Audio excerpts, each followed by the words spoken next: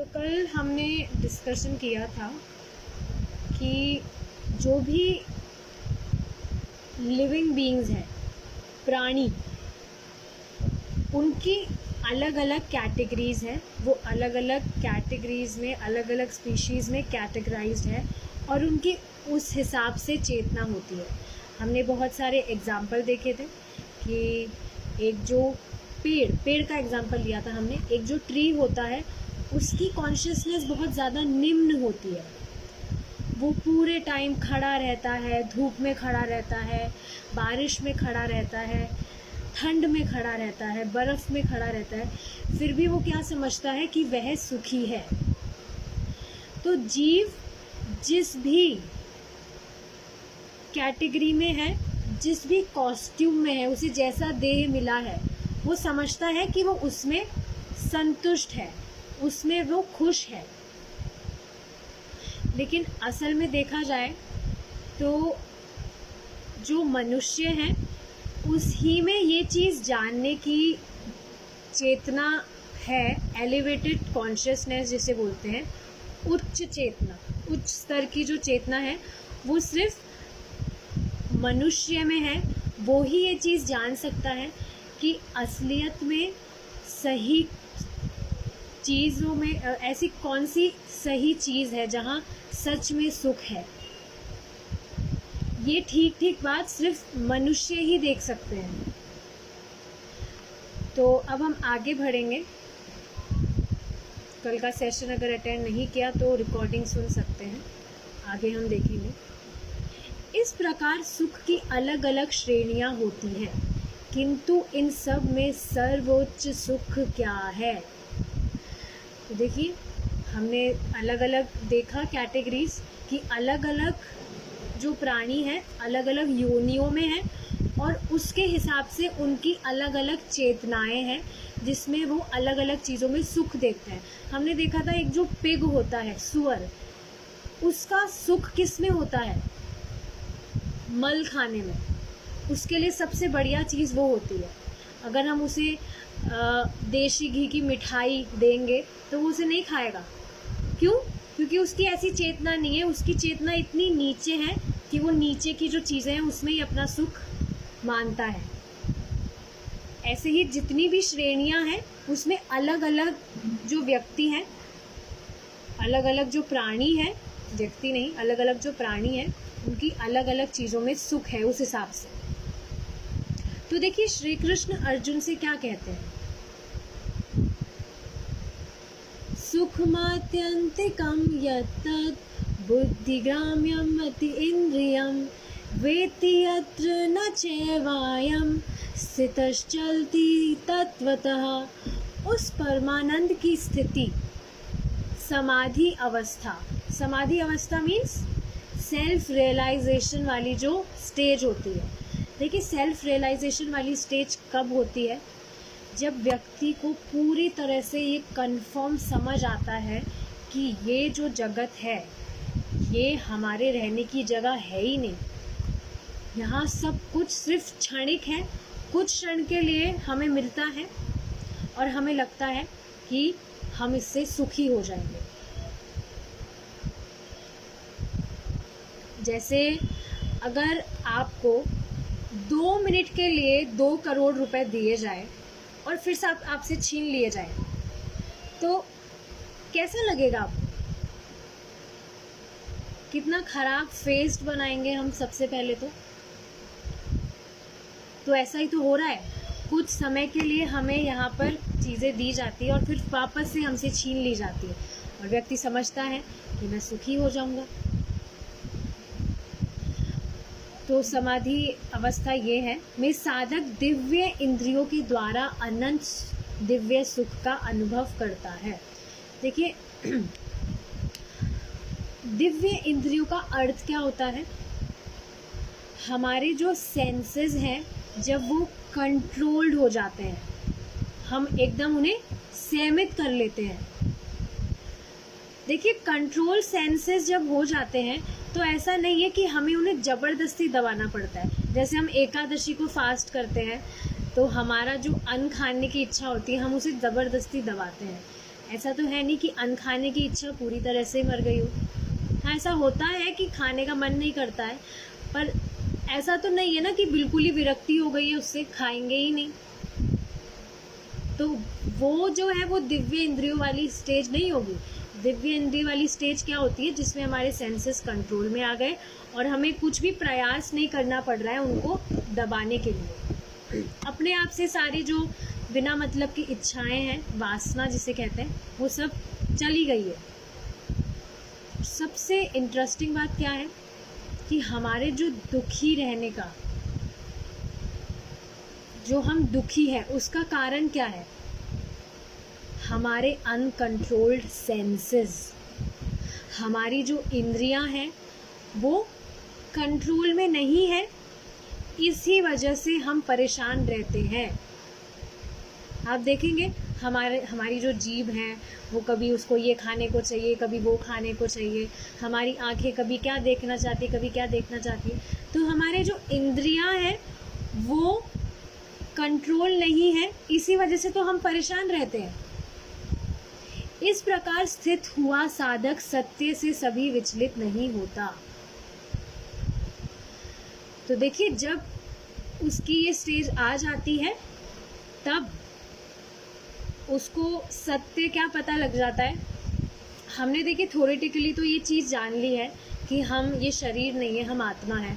But ये वाला stage वो स्टेज होता है जब सच में व्यक्ति खुद की पहचान इस शरीर से कर ही नहीं रहा होता है।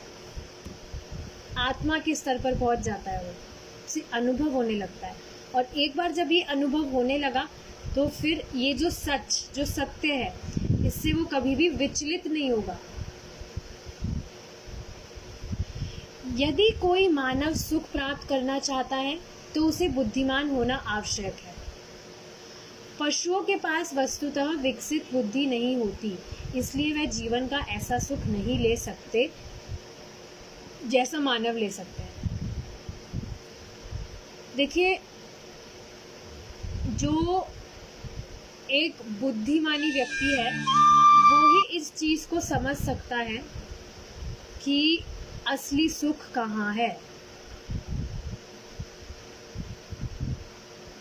नहीं तो आप देखेंगे मनुष्य का जीवन तो कितने सारे लोगों को मिला है, लेकिन क्या सभी ये चीज समझ पा रहे हैं कि असली सुख कहाँ है? तो मनुष्य जीवन तो मिला है, मनुष्यों में से भी कुछ ही लोग ऐसे बुद्धिमान हैं जो इस चीज को समझ पाते हैं। लेकिन जो पशु हैं उनमें ऐसी बुद्धि नहीं होती कि वो चीजों को समझ सके। इसका हमने कल एक बकरे वाला एग्जाम्पल लिया था कि एक जो बकरा है वो घास खाने में मस्त रहता है। वो देख रहा है उसके पास में जो बकरा है उसकी गर्दन कट रही है, फिर भी वो नहीं समझ पाता इस चीज़ को कि अगला नंबर उसका हो सकता है। क्यों? क्योंकि उसमें ऐसी बुद्धि ही नहीं है कि वो समझ सके। दूसरी तरफ आप एक बच्चे को देखिए, मनुष्य का जो बच्चा है, एक छोटा बच्चा भी, उसके सामने कुछ गलत हरकत हो रही है, कुछ किसी को मार रहा है, कर रहा है, तो वो डर जाएगा। उसमें बुद्धि है, वो समझ पाएगा क्या हो रहा है क्या नहीं हो रहा है। तो ये समझना चाहिए कि हम कितने ज़्यादा भाग्यशाली हैं, हमें ये मनुष्य का जीवन मिला है और हम चीज़ों को ठीक ठीक समझ सकते हैं। तो समझना चाहिए, इन्वेस्ट करना चाहिए हमें।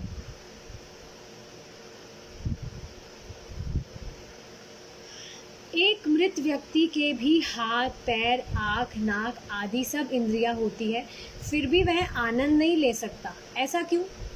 ऐसा इसलिए होता है क्योंकि सुख अनुभव करने वाली चेतना शक्ति उस शरीर से लुप्त हो चुकी होती है और शरीर में कोई शक्ति नहीं बची होती है। देखिए क्या कहा जा रहा है, हमारे पास में ही सोचिए एक डेड बॉडी रखी है, उसको आप देखिए। हमारी बॉडी में जो सारी चीज़ें हैं वो सेम टू सेम उस बॉडी में भी है, लेकिन फिर भी वो जो बॉडी है वो कुछ भी अनुभव नहीं कर सकती है, कुछ भी एक्सपीरियंस नहीं कर सकती। ऐसा क्यों? क्योंकि उसमें कॉन्शियसनेस नहीं है।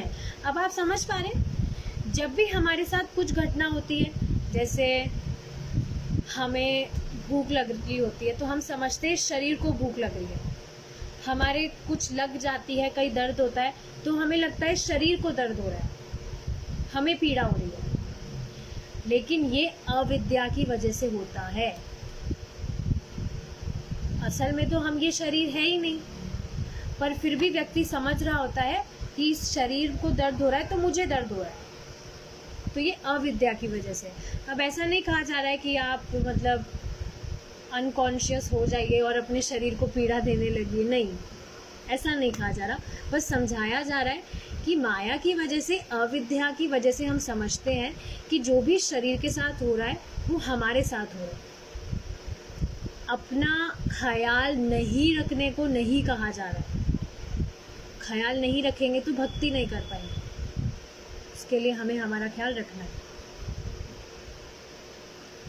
तो ये बात समझ आ रही है कि उस शरीर में चेतना नहीं है, चेतना शक्ति लुप्त हो चुकी है, इस वजह से वो कुछ भी अनुभव नहीं कर सकता है। यदि हम थोड़ा बुद्धिपूर्वक इस विषय पर और अधिक विचार करेंगे तो जान पाएंगे कि जो वास्तव में सुख अनुभव कर रहा था वह शरीर नहीं था। शरीर अगर सुख अनुभव कर रहा होता तो आपके पास में तो वो डेड बॉडी रखी है, उसको करिए कुछ, आप हवा खिलाइए, उसे खाना खिलाइए, चेतना ही नहीं है उसमें, कहाँ से कुछ वो अनुभव कर पाएगा। बहुत सूक्ष्म बात है ये कि शरीर अनुभव नहीं करता है, अपितु उसके भीतर रहने वाली सूक्ष्म चेतना थी जो अब जा चुकी है उसमें से। मनुष्य चाहे समझे कि वह शारीरिक इंद्रियों के माध्यम से सुख उठा रहा है, किंतु वस्तुतः सुख भोगता तो आध्यात्मिक स्फुलिंग ही है। हाँ, हमारे जो इंद्रियां हैं, हमारे जो सेंसेस हैं, उसके माध्यम से हमें सुख अनुभव होता है, लेकिन असल में सुख जो है वो हमारी जो चेतना है उसके कारण ही हम अनुभव कर पाते हैं।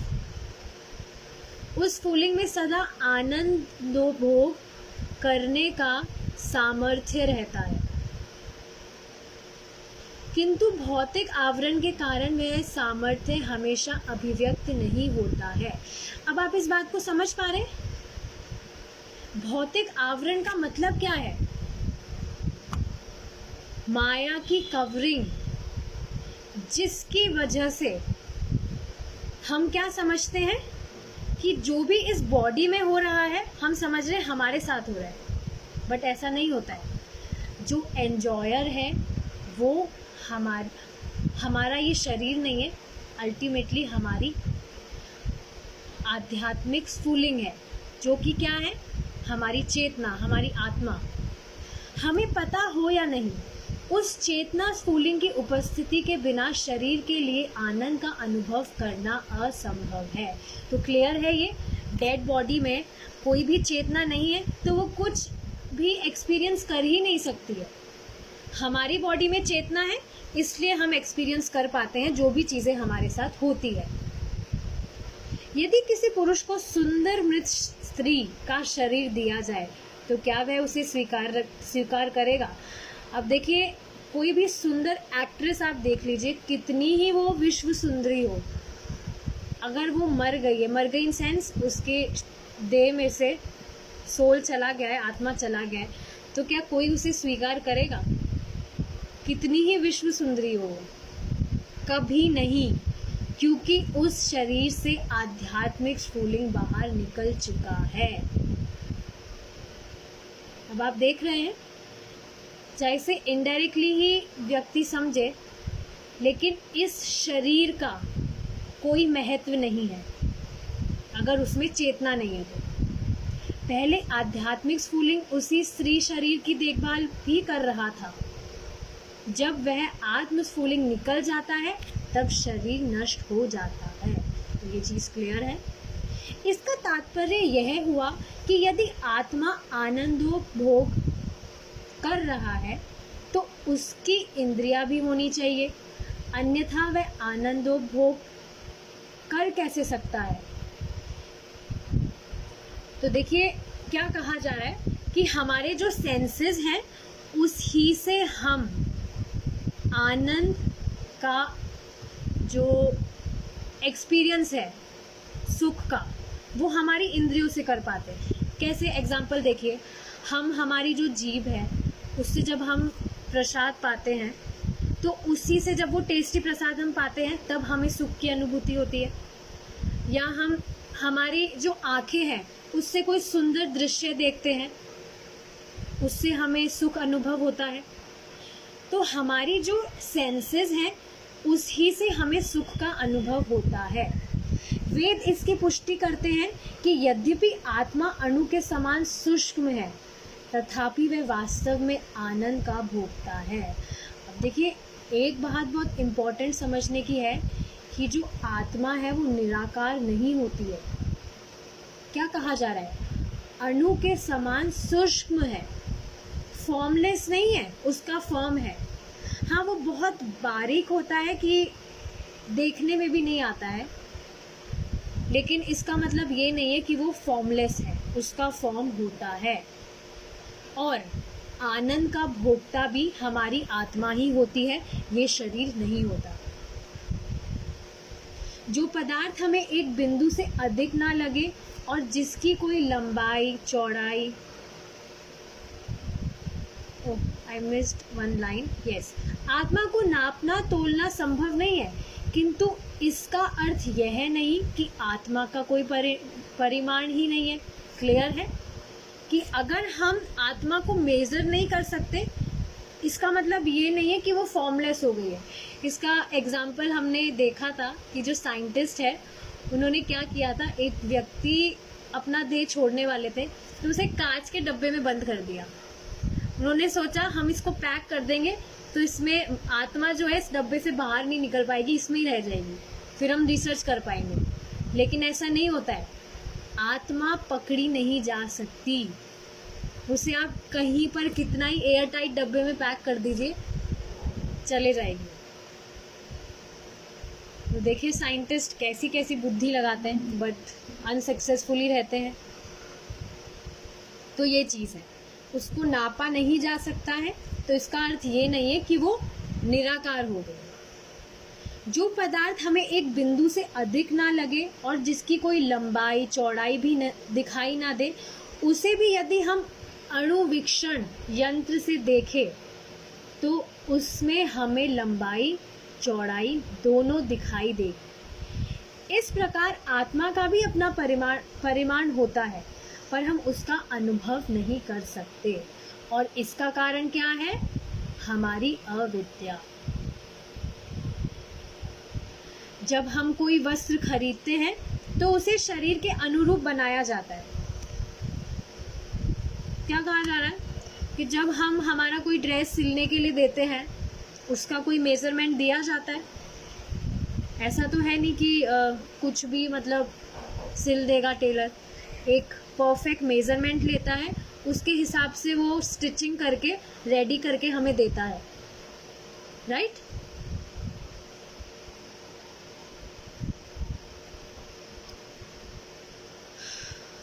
आध्यात्मिक स्फूलिंग का भी आकार होना चाहिए, अन्यथा यह कैसे हुआ कि उसे धारण करने के लिए भौतिक शरीर का विकास हुआ।